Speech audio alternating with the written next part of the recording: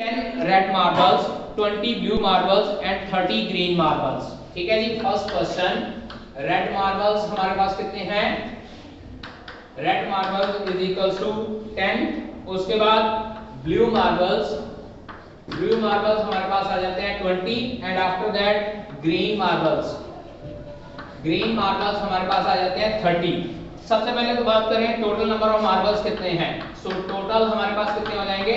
It will be equals to 60। 30 plus 20 plus 10 is equals to 60। अब बेटा यहाँ पे हमको ये कहा गया 5 marbles are drawn from the box. अब बेटा यहाँ देखिए ध्यान से, ये नहीं कहा कि 1 marble is drawn, 5 marbles are drawn from the box. ठीक है, तो what is the probability that all will be blue marble.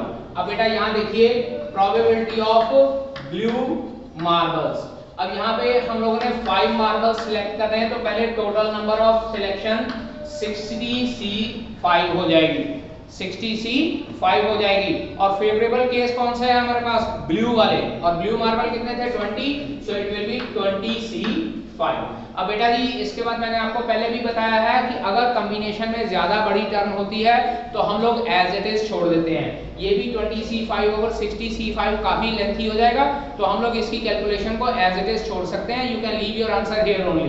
20C5 over 60C5 solve करने की जरूरत नहीं है, अनलेस और अनटिल पेपर में क्वेश्चन कहा हो कि prove that the probability of blue marble is equals to this thing, तो उस केस में फिर आपको सॉल्व करना पड़ेगा, otherwise you have to leave your answer as it is. इसके बाद लिखा हुआ है at least 1 will be green marble. अब यहाँ पे देखिए 5 मार्बल निकालने हैं, उसने ये कहा कि at least 1 will be green marble, तो 5 डिफरेंट केस हो सकते हैं। 1 green marble, 2 green marble, 3 green marble, 4 green marble and 5 green marble. तो इतने ज्यादा केसेस की बजाय मैं सीधा सी बात कर लेता हूं सेकंड केस के लिए। Probability at least 1 green marble, at least 1 green marble. इसके लिए कुछ नहीं करना, 1 minus probability no green marble. ये समझ लगा आपको? 1 माइनस नो ग्रीन मार्बल, क्योंकि 5 डिफरेंट केस करने की बजाय मैं एक ही केस ले लेता हूं, 1 माइनस नो ग्रीन मार्बल। अब नो ग्रीन कितने हैं बेटा जी आपके पास? 30 हैं, तो it will be equals to 1 minus 30C5 divided by 60C5 and your answer will remain as it is, no need to solve further। समझ लग गई? अब एक बात और, मैंने आपको कहा कि जब हमारे पास एक होता है तो हम लोग सीधा डायरेक्टली लगा लेते हैं। लेट अस सपोज मुझे कहा होता कि what will be the probability of 1 blue marble, एक ब्लू मार्बल निकालना है, तो मैं क्या कहता आपको सीधा लिख लेता कि 20/60 हो जाता। एक्चुअल में जो ये 20/60 है बेटा जी ये भी कॉम्बिनेशन ही है, बट इन दिस केस हम लोग क्या लिखते हैं 20C1 डिवाइडेड बाय 60C1, क्योंकि हम लोगों ने एक मार्बल सिलेक्ट किया। और जब आप कॉम्बिनेशन का फॉर्मूला लगाएंगे, NCR का फॉर्मूला क्या होता है बेटा जी? n factorial divided by n minus r factorial into r factorial. तो क्या आंसर आएगा? ये हमारे पास 20C1 20 ही रह जाएगा और 60C1 60 ही रह जाता है। तो इट मींस चाहे एक नंबर हो चाहे मोर देन 1 नंबर हो, हम लोग कॉम्बिनेशन लगा सकते हैं, लेकिन जनरली हम लोग एक केस में डायरेक्टली 20/60 ही लिख देते हैं, तो टाइम बच जाता है हमारे पास। Understand? Second question, 4 cards are drawn from a well shuffled deck of 52 playing cards. अब 4 कार्ड पहले निकालने हैं बेटा जी। पहले तो मुझे ये बताइए टोटल नंबर ऑफ केसेस कितने बन जाएंगे? 52C4, क्योंकि हम लोगों ने 4 निकालने हैं। What is the probability of obtaining 3 diamond and 1 spade? अब यहाँ पे देखिए पहले तो टोटल कार्ड्स हमारे पास हो जाएंगे 52, और डायमंड और स्पेड की बात की गई है तो पहले लिख लेते हैं डायमंड कार्ड हमारे पास हो जाएंगे 13, अगेन स्पेड कार्ड हो जाएंगे 13। नाउ प्रोबेबिलिटी ऑफ, हम लोग को ये कहा गया है 3 diamonds and 1 spade, 3 diamond and 1 spade. तो ये क्या हो जाएगा आपके पास? Favourable outcome over total number of outcome. पहले तो बात लिख लेते हैं, total number of outcome is 52C4। Spade और डायमंड के हम लोग को 3 चाहिए, डायमंड के 13 थे, उसमें से 3 निकालेंगे 13C3, और स्पेड का 1 चाहिए तो 13C1, और बीच में मल्टीप्लिकेशन का साइन। एक बात याद रखिएगा, जब प्रोबेबिलिटी में वर्ड एंड यूज किया जाता है ना, या तो ये इंटरसेक्शन के लिए यूज किया जाता है, या अगर कॉमन ना हो तो ये सिंपली मल्टीप्लिकेशन के लिए यूज किया जाता है। ठीक है, प्लस 2 क्लास में एक ना हमारे पास आ जाता है इंडिपेंडेंट इवेंट वर्ड यूज होता है। Independent event is nearly equal two mutually exclusive. Nearly equal बोलता हूँ, एग्जैक्ट इक्वल नहीं। तो इंडिपेंडेंट इवेंट में होता है कि हम लोगों को एंड कहा होता है, तो उसमें क्या होता है कि एक की प्रोबेबिलिटी मल्टीप्लाई बाय दूसरे की प्रोबेबिलिटी होती है। मतलब वहां पे जो A इंटरसेक्शन B होता है ना, वो probability of A multiply by probability of B के बराबर होता है कि अगर इंडिपेंडेंट इवेंट हो। अब यहाँ पे इंडिपेंडेंट इवेंट ये दोनों कैसे हैं, एक बात मुझे एक चीज बताइए, अगर मैं डायमंड का कार्ड निकाल लूंगा तो क्या स्पेड के कार्ड कम हो जाएंगे? या मैं स्पेड का कार्ड निकाल लेता हूं तो क्या डायमंड के कार्ड कम हो जाएंगे? नहीं होंगे ना। तो इसका मतलब क्या है कि डायमंड कार्ड निकलने की जो इवेंट है वो स्पेड को अफेक्ट नहीं करेगा, इसी तरह से स्पेड निकलने का इवेंट है डायमंड को अफेक्ट नहीं करेगा। इसका मतलब ये दोनों आपस में इंडिपेंडेंट इवेंट है। तो इन दैट केस हम लोग क्या लिख सकते हैं, मल्टीप्लिकेशन दोनों की। तो ये हम हो गई हमारे पास 13C3 multiply by 13C1 divided by 52C4। Total probability हमारे पास मल्टीप्लिकेशन में आ जाती है। इसको फर्दर सॉल्व करना चाहते हैं तो सॉल्व कर लीजिएगा, क्योंकि छोटा है। नहीं सॉल्व करना चाहते तो भी आप लोग एज इट इज छोड़ दीजिए, कोई प्रॉब्लम नहीं है। ठीक है, fifth question, out of 100 students 2 sections of 40 and 60 are formed.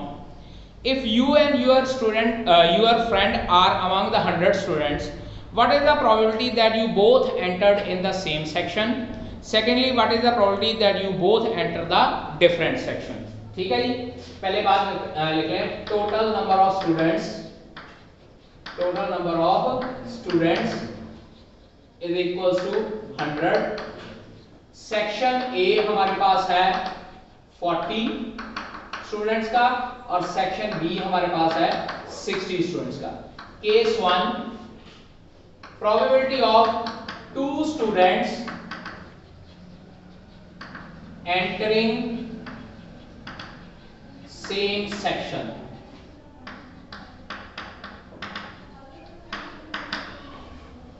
Probability of 2 students entering the same section.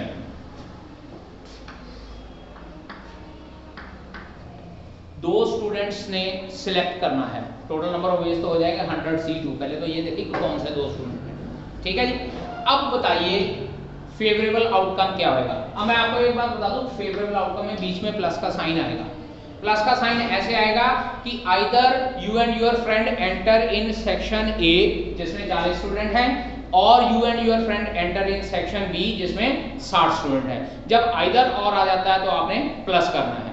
इसमें इंटरसेक्शन कोई नहीं होएगा, बी ए में भी चले गए और बी में भी चले गया, समझ गए। तो इसलिए ए इंटरसेक्शन बी की वैल्यू तो 0 हो जाएगी। आइदर और में फिर क्या रह जाएगा, probability of A plus probability of B. अब बताइए what will be the answer. चलिए आप लोग कह रहे हो, अभी आप लोग कह रहे हो, मैं नहीं कह रहा। 40C2 प्लस 60C2 मान लेते हैं। Can you explain how this is possible. 40C2 plus 60C2। 40C2 का मीनिंग है कि आपका फेवरेबल सेक्शन हो गया ए।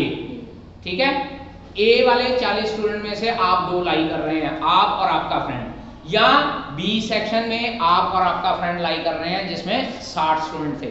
ये क्वेश्चन बेटा जी 2 तरीके से किया जा सकता है। एक तरीका ये है कि आप सेक्शन में से 2 स्टूडेंट चूज कीजिए, या 2 स्टूडेंट सेक्शन चूज कर सकते हैं। ठीक है, अभी हम लोग बात कर रहे हैं कि हम लोग सेक्शन में से 2 स्टूडेंट चूज कर रहे हैं। सेक्शन ए में 2 स्टूडेंट आ गए, आप और आपका फ्रेंड, या सेक्शन बी में आपके स्टूडेंट आ गए 2, आप और आपका फ्रेंड। तो ये 40C2 plus 60C2 over 100C2 आएगा। एक्चुअल में होता है ये इस तरह से है, 40C2 over 100C2 plus 60C2 over 100C2। Ultimately common LCM ले लेते हैं 100C2। और अब यहाँ पे इसको सॉल्व करना पड़ेगा, क्योंकि इसके साथ ही दूसरा क्वेश्चन है कि when you both entered in the different section. तो उस केस में हम लोग क्या है कि इसको सॉल्व करके 1 में से माइनस कर देंगे जब डिफरेंट सेक्शन की बात आएगी। नाउ इसको सॉल्व करते हैं बेटा जी। 40C2 मेरे पास आ जाएगा 40 factorial divided by 38 factorial into 2 factorial plus 60 factorial divided by ये आपके पास आ जाता है 58 factorial into 2 factorial divided by 100 factorial over 98 factorial into 2 factorial. याद कीजिए फार्मूला लगाया है NCR फैक्टोरियल का, n factorial divided by n minus r factorial into r factorial.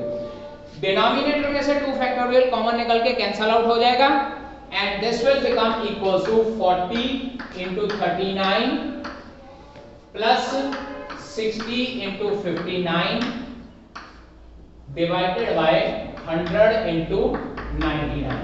अगर आपको याद होगा मैं इसमें से 40 बाहर निकालता हूं और 39 बाहर निकालता हूं, बाकी क्या बचा 38 फैक्टोरियल, वो इसके साथ कैंसल आउट हो जाएगा। 60 बाहर निकाला, 59 बाहर निकाला, बाकी बचा 58 फैक्टोरियल, वो इसके साथ कैंसल आउट हो जाएगा। 100 बाहर निकाला, 99 बाहर निकाला, बाकी बचा 98 फैक्टोरियल, वो इसके साथ कैंसल आउट हो जाएगा and we are left with that thing. ठीक है जी। 40 इंटू 39 ऐसे करते हैं, 10 कॉमन निकल जाएगा। जब 10 कॉमन निकलेगा इसके साथ कैंसिल आउट हो जाएगा, ये बचेगा 4 into 39 plus 6 into 59 divided by 10 into 99। Check कीजिए जरा, समझ लग गया। अब उसके बाद न्यूमरेटर में से 3 कॉमन निकलता है, ध्यान दीजिए ये 3 इंटू 13 है और ये 3 इंटू 2 है, तो 3 भी कॉमन निकलता है, so it will be 3 into, check कीजिए 4 into 13 plus 2 into 59 divided by 10 into 99। ठीक है। अब अभी कैंसल आउट नहीं करना है, मैं बता रहा हूं। 3 कॉमन निकल गया, चेक कीजिए जरा, 2 भी कॉमन निकलता है, ठीक है ना, 2 भी कॉमन निकलता है, मैं 2 भी बाहर निकाल देता हूं, तो मेरे पास बचा 3 इंटू 2 और अंदर रह गया 2 into 13 plus 59 divided by 10 into 99। ये सिर्फ कैलकुलेशन इजी करने के लिए कर रहा हूं, अदरवाइज आप लोग सिंपली मल्टीप्लाई करके भी डिवाइड कर सकते हैं। 3 से कैंसिल आउट हो गया 33, 2 से कैंसिल आउट हो गया 5, तो ये हमारे पास बचता है 13 2 26 प्लस 59 85 डिवाइडेड बाय 5 इंटू 33। इसको सॉल्व करते हैं, हमारे पास आंसर आ जाता है 17/33। तो मतलब क्या है कि probability of students entering in the same section is 17/33। इसके बाद सेकंड पार्ट है हमारे पास probability both enter in different section. और जब डिफरेंट सेक्शन में एंटर होते हैं बेटा जी, तो अब हमारे पास क्या आ जाएगा 1 minus probability of first event. Same section वाला हम लोग माइनस कर देते हैं, 1 माइनस 17/33 और एलसीएम लेके सॉल्व करेंगे तो हमारे पास आंसर आता है 16/33। ठीक है, सो दिस वाज द